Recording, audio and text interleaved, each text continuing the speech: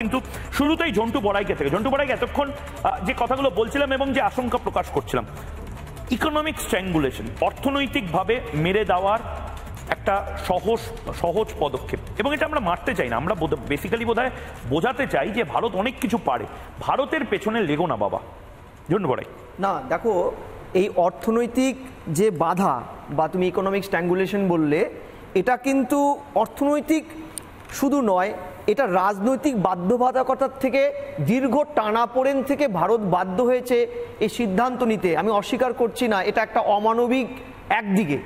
কিন্তু একটা দেশের রাজনৈতিক স্থানীয় স্থিতাবস্থার প্রশ্নে একটা দেশ যখন অর্থনীতিকে হাতিয়ার করে এটার রাজনীতিক একটা সুস্থ সমাধানের জন্য এগোয়, এই যে ইকোনমিক ব্লকে শুধু ভারত করেনি, ইউরোপ, আমেরিকা, ইসরায়েল, প্রত্যেকটা দেশ তার পলিটিক্যাল এবং আভ্যন্তরীণ স্থিতাবস্থার ক্ষেত্রে যখন তার প্রতিবেশী থ্রেটেনিং হয়ে দাঁড়িয়েছে, তখন কিন্তু এই সিদ্ধান্ত নিতে বাধ্য হয়েছে। জলযুদ্ধ, ইকোনমিক যুদ্ধ, আদান প্রদান, এগুলো বন্ধ করার কিন্তু পলিটিক্যাল অ্যান্ড সোশ্যাল তাদের যে স্থিতাবস্থা, আমাদের যে একটা ভয়ানক রকমভাবে অস্থিরতা তৈরির চেষ্টা করছে, আমরা আমাদের পূর্ব প্রান্তে অবস্থিত আমাদেরই প্রতিবেশী রাষ্ট্র, যার আত্মপ্রকাশে আমাদের আত্মত্যাগ পৃথিবীতে সর্বজন স্বীকৃত, তাদের থেকে যে একটা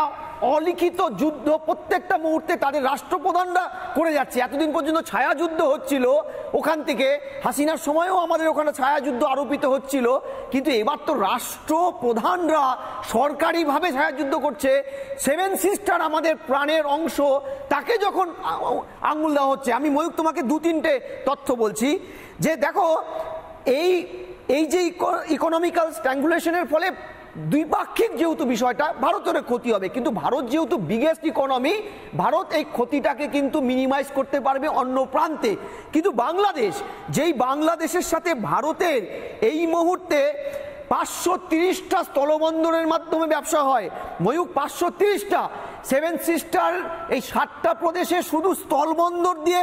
ইয়ে করা হয় বাণিজ্য, কারণ জলবন্দর দিয়ে কোনো বাণিজ্যের প্রভিশন এই 7টা প্রান্তে নেই। ভারতবর্ষে 530টা স্থলবন্দর দিয়ে বাংলাদেশের সাথে শুধু ব্যবসা হয় না, এই মুহূর্তে বাংলাদেশের 166টা রপ্তানিকারী সংস্থা ভারতের উপর দাঁড়িয়ে আছে। শুধু তাই নয়, 2023-24 যেখানে ভারতের সাথে তাদের লেনদেন হয়েছিল 157 কোটি বিলিয়ন মার্কিন ডলার, সেখানে তারপরের বছর সেটা বেড়ে কিন্তু বেশ কিছুটা 31% বেড়ে যায়, অর্থাৎ প্রতিদিন যখন বাড়ছে, যেখানে গ্লোবাল ট্রেড রিসার্চ ইনস্টিটিউশন বলছে, GTRI, যে ভারতীয় বন্দরে নিষেধাজ্ঞার ফলে বাংলাদেশ থেকে আমদানি করা 770 মিলিয়ন মার্কিন ডলারের উপরে সরাসরি প্রভাব পড়বে, যেটা বাংলাদেশের ইকোনমির 42%। ময়ূক আরো সাংঘাতিক, যেটা তুমি চমকে যাবে, ভারত কিন্তু স্থলবন্দর বন্ধ করেছে, জলবন্দর নয়। কিন্তু জলবন্দর দিয়ে এই মুহূর্তে ভারতে ঘুরপথে যদি প্রোডাক্ট আনতে হয়, দুটো অপশন, পশ্চিমের মুম্বাইয়ের নেভো সেবা আর পূর্ব ভারতের পশ্চিমবঙ্গের কলকাতা বন্দর। আমরা জানি এই ঘুরপথ দিয়ে বাংলাদেশ যদি প্রোডাক্ট পাঠাতে চায়, ন্যূনতম 21 দিন সময় লাগার কথা। ফলে বাংলাদেশ কিন্তু ছোট ইকোনমি, গ্রোয়িং ইকোনমি, সবচাইতে বড় ইকোনমি, যেটা কাঁচামালের যে তোমার বস্ত্রবয়ন শিল্প, যেই বস্ত্রবয়ন শিল্প টোটাল 76% দাঁড়িয়ে আছে আমাদের স্থলবন্দর দিয়ে ওদের জায়গায়, যেখানে ভারতের বড় মার্কেটে এই মুহূর্তে সবচাইতে বড় বড় প্রতিষ্ঠানগুলো মার্কস অ্যান্ড স্পেন্সার, লেভি স্ট্রসের মতন সংস্থা বাংলাদেশের বাজার থেকে কাপড় কিনতো,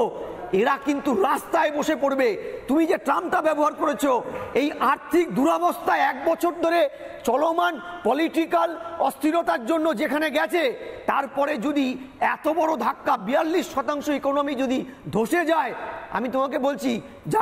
যাদেরকে তারা পলিটিক্যাল বন্ধু বলছে, বকলমে যাদেরকে বন্ধু ভাবছে তারা, পাকিস্তান বা চীন, তারা কিন্তু বাঁচাতে পারবে না, শুধু পলিটিক্যালি এটাই সত্য।